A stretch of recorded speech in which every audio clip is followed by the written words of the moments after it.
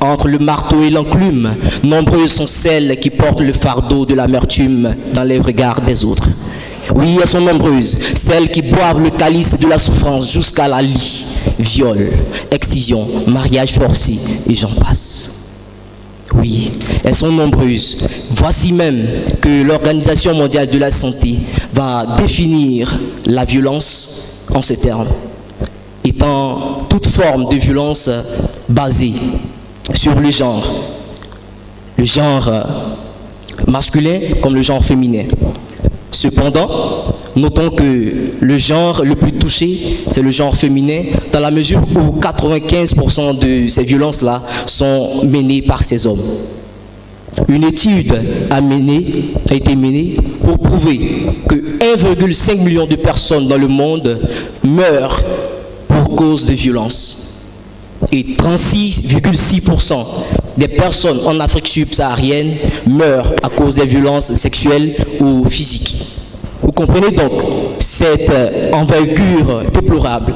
Ainsi, M. Ban Ki-moon, ancien secrétaire général de l'Organisation des Nations Unies, nous dira: la violence est une menace pour toutes les femmes et un obstacle à tous nos efforts de développement, de paix et de stabilité.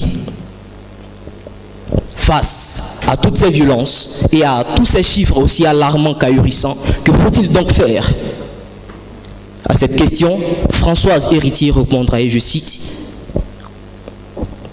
la seule manière de sortir de la violence consisterait donc à prendre la conscience de sorte à voir les mécanismes de répulsion et d'exclusion de toutes ces formes de violence, en ayant à éduquer tout le monde et tous les enfants à prendre conscience de ce genre de violence. Il faut donc saluer la main de l'Organisation des Nations Unies qui ont décrété le 25 novembre de chaque année comme étant la journée internationale de lutte contre les violences faites aux femmes. Il faut noter que c'est également le même jour qui débute les 16 jours d'activisme contre les violences faites aux femmes qui ont pris fin cette année le 10 décembre dernier. Somme toute, il faut éduquer la population, éduquer donc nos frères et nos sœurs à prendre conscience de la responsabilité que nos femmes peuvent faire dans la société. Il faut également plaider pour l'égalité des sexes, car la femme est la flamme de l'amour que la violence ne doit éteindre. Je vous remercie.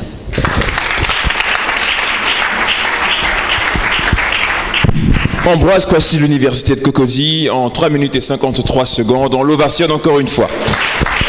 On repart en bolide pour l'IUA, l'Institut universitaire d'Abidjan. Et nous accueillons Jean-Marc Koné. Jean-Marc Koné pour sa prestation en art oratoire en français. Piètre image, triste réalité. Voyez-vous ce que je vois? Je vois une mère qui se noie dans ses sanglots. Mais pourquoi pleure-t-elle?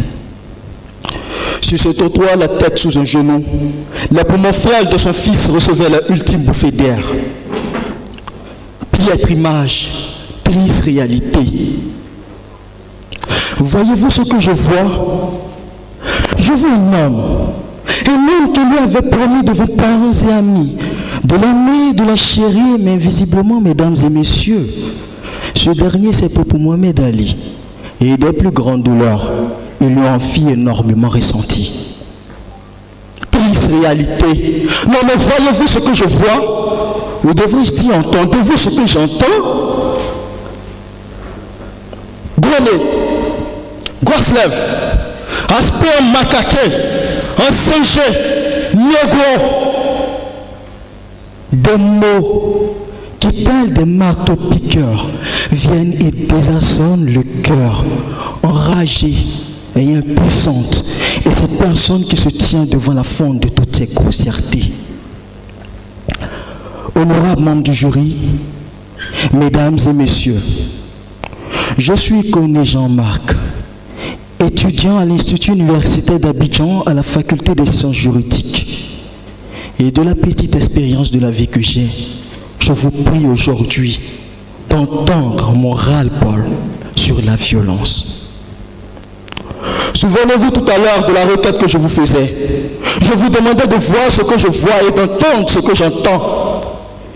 Certainement, vous n'avez même pas eu besoin de lunettes ni d'oreillettes pour pouvoir constater avec moi ce tableau si pathétique, plein de douleur, de tristesse et de pleurs. Lequel tableau qui, tenez-vous bien, est l'œuvre de cette célèbre artiste qui se nomme Madame Violence. Ces tableaux qu'elle a confectionnés n'ont semé que désastre, occasionnant encore plus de haine et de souffrance. Aujourd'hui, cette dame-là, moi, je veux sa peau. Aujourd'hui, à cette dame, je vais cesser de répondre par l'affirmative. Plus jamais, je ne lui dirai oui, car dès aujourd'hui, mesdames et messieurs, moi, je dis non à la violence. Dès aujourd'hui, mesdames et messieurs, je dis non aux bavures policières. Je dis non à la violence conjugale. Je dis non à la violence raciale et xénophobe. Car dès maintenant, je joins ma voix à toutes ces victimes, formant une chorale pour chanter cet hymne qui dit non à la violence. Auguste Agoura, je vous invite à vous joindre à nous. Je vous remercie. Jean-Marc Connet en 2 minutes et 52 secondes. Ah, j'ai vu les jurys se concerter, voilà, et on se donne des coups de coude, je crois que c'est un peu serré. On poursuit, toujours dans la cour de l'IUA, avec Martial Dayoro. On l'ovationne s'il vous plaît.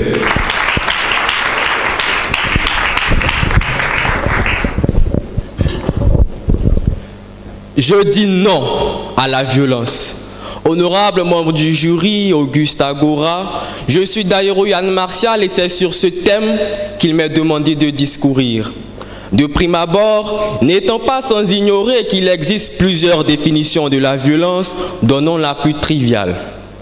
Selon l'Organisation mondiale de la santé, la violence est l'utilisation intentionnelle de la force physique, de menaces à l'encontre des autres ou de soi-même contre un groupe ou une communauté. Brillantissime membre du jury, cette définition ébauche éloquemment le caractère destructeur de la violence. Et lorsque je parle, l'histoire de cet adolescent de 16 ans me revient à l'esprit. Après la dépression de sa mère qui fut internée, il vivait avec son père qui se révéla maltraitant. Il disait, mon père ne passe pas par la parole, il frappe. Il expliquait ne pas parvenir à s'endormir parce que le soir, seul, surgissait dans son esprit l'image de son père appuyant un couteau sur la gorge de sa mère qui le portait dans ses bras. Il trouva dans le quartier une sorte de deuxième famille qu'il adopta, mais il a été aussitôt intégré dans la vente de drogue.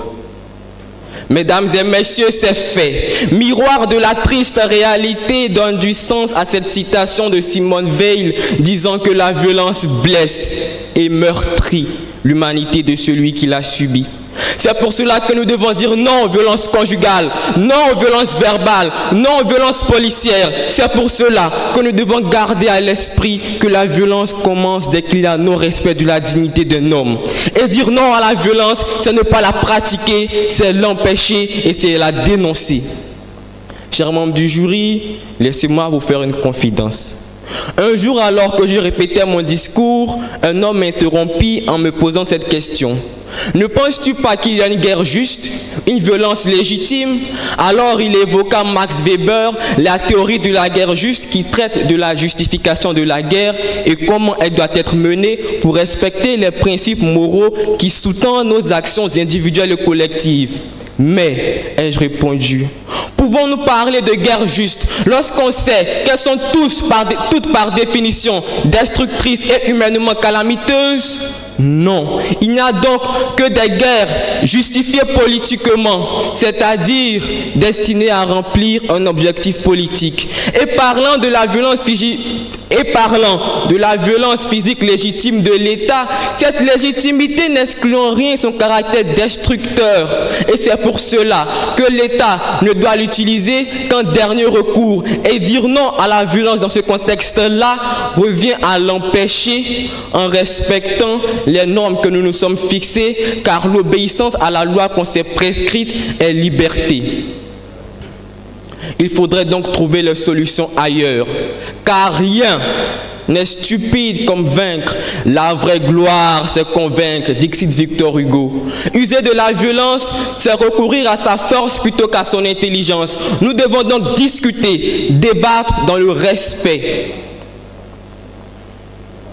Mesdames et messieurs, c'est grâce à la non-violence qu'en 1957, le Ghana accéda à l'indépendance grâce à Kwame Nkrumah, que le Congo belge, en 1960, accéda à l'indépendance grâce à Patrice Lumumba, aidé par Jean Van Lier II. Ne vous laissez pas tromper par ceux qui disent que la non-violence, cette lutte vigoureuse et salutaire est de la lâcheté. Là où il y a le choix qu'entre lâcheté et violence, je conseillerais la violence, disait Gandhi. Dieu même abhorre la violence. Ne vous confiez pas dans la violence. Psaume 62, verset 10, version Louis II. Alors si la violence vient à vous, d'un pas langoureux, vous chuchotez des paroles afin que d'elle vous soyez amoureux, ne cédez pas à ses avances et dites-lui non. Je vous remercie. Merci Martial Dayoro de l'IUA. Bien, nous partons au pays du Poro. Voilà, nous partons au pays du Poro. Avant, Dr Bayala, nous tenons aussi à notifier aux candidats qu'ils devront aussi prester pour les téléspectateurs au niveau de la page Facebook, La Flamme Linguistique. Donc, faites-leur au moins quelques petits clins d'œil. Ils vous soutiennent de loin, mais ils sont bien présents. Donc, comme je le disais tantôt, nous partons au pays du Poro, là où on fait la sauce chanron. Bon, après, c'est ce que je connais mieux. Comment? C'est doux. La sauce choron, bref. Ce qui est sûr, c'est vert. Et donc, j'appelle là une candidate qui nous vient de l'université de Korogo. Il s'agit de Alida Apia. On l'ovationne, s'il vous plaît. Alida Apia.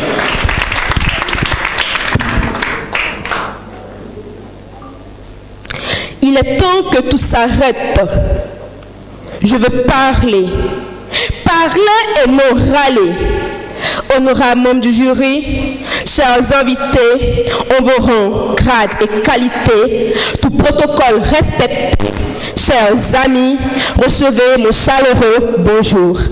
Je suis mademoiselle Apia Alida Emerance Beda, étudiante à l'université Peleforogo Koulibaly de Korogo.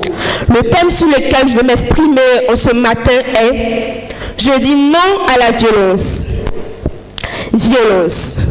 La violence est une impétuosité, une force dont on use contre le droit commun, contre la liberté publique. Il est important qu'on en parle. En effet, la haine, la peur et l'ignorance conduisent à la violence. Voilà planter le décor de ce triptyque nuisible dont souffre ma nation. Je vais vous conter une histoire. Oui, mon histoire. Alarmante, elle est malveillante, non. Elle vise à réveiller les consciences pleines de science endormies. Hier, je vis ma mère et mon beau-père se disputer. Il se mit à la battre copieusement quand bien mal attendrait un bébé. Il ignorait royalement son état. Je vais alors m'interposer, espérant qu'il fût sensible à mes larmes. Mais hélas, j'ai reçu à mon tour ma part de souffrance, des coups et des coups sans aucune compassion. Chers amis, devant cette violence indicible, l'injustice, l'ignorance et l'insouciance totale des autres, je me suis dit que le monde a mal, que l'humain se déshumanise et que la vie nous en veut. À la violence, je dis non. Comme le bloc formé face à la COVID-19, la violence est un combat de tous les instants de nos institutions scolaires, universitaires et sociales. En plus d'être physique, elle est psychologique. On ne peut compter le nombre de dépressions, de marginalisés et de suicides dus à la violence psychologique. Il est temps de prendre conscience.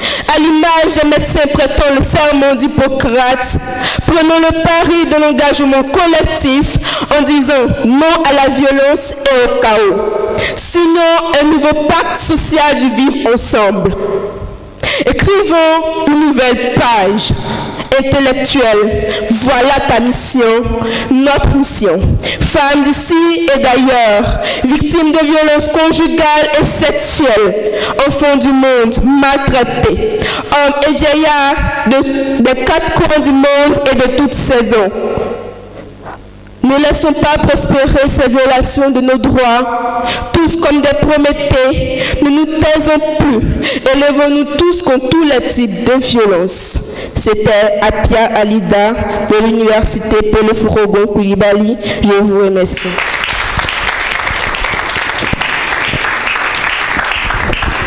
Alida, en 3 minutes et 8 secondes, elle nous vient donc de l'université Pele Forogon de Korogo.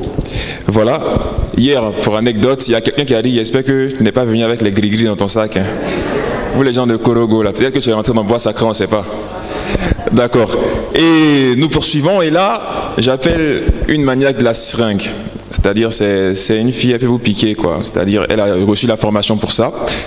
Elle est donc infirmière, elle nous disait hier. Elle vient de l'Institut Sainte-Foy d'Abidjan. Je vous demande d'ovationner Massé Bamba.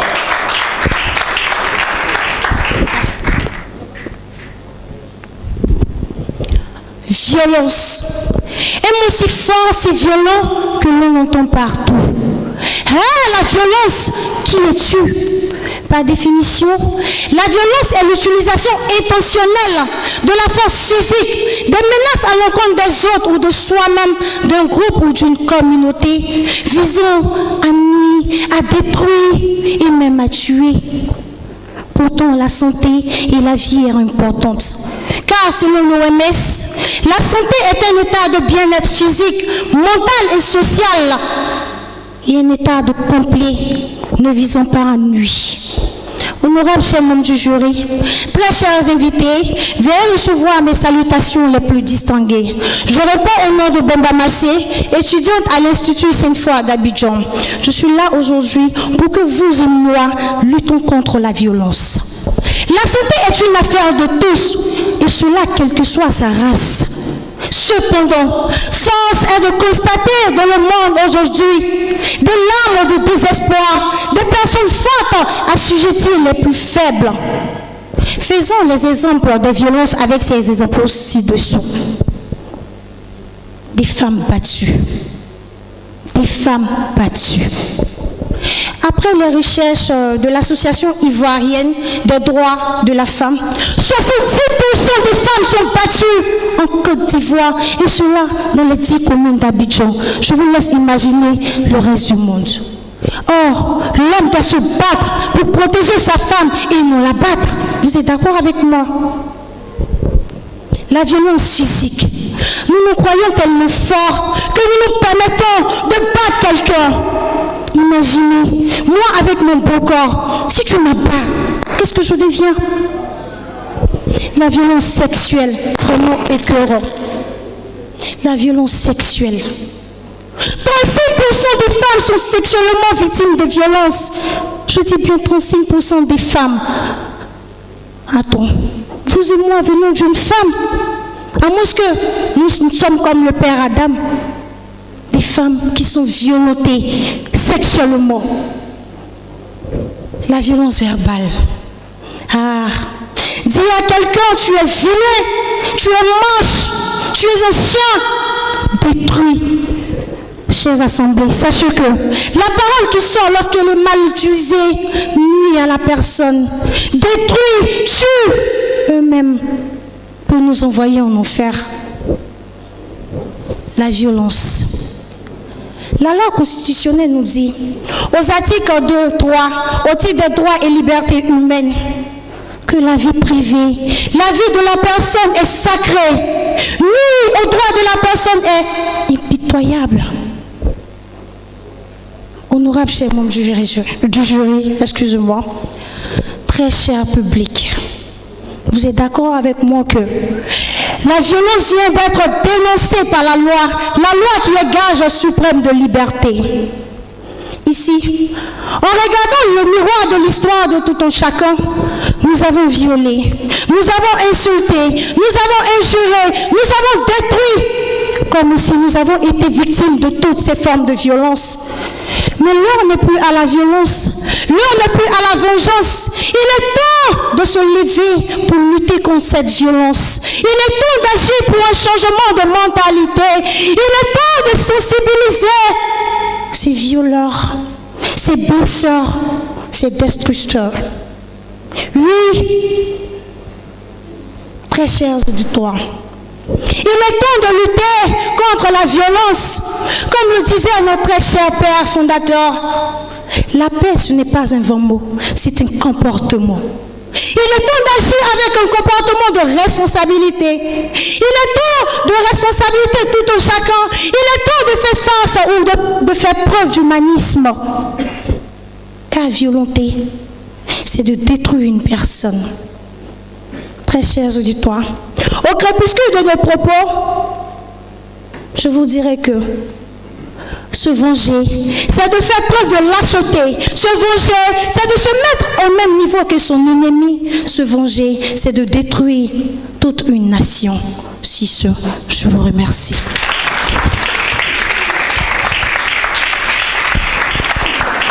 Merci beaucoup à Massé Bamba.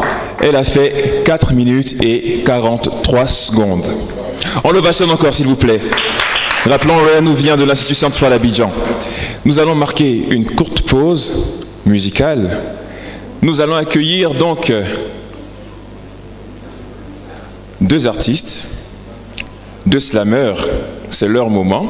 Ils ont beaucoup de talent. Nous accueillons donc tout d'abord le lion de la scène. La régie, j'espère qu'on est prêt. Le lion de la scène, on est prêt. On l'ovationne, s'il vous plaît.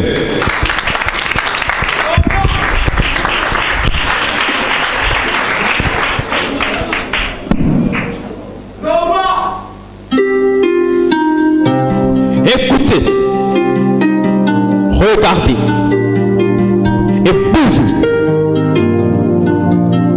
C'est une histoire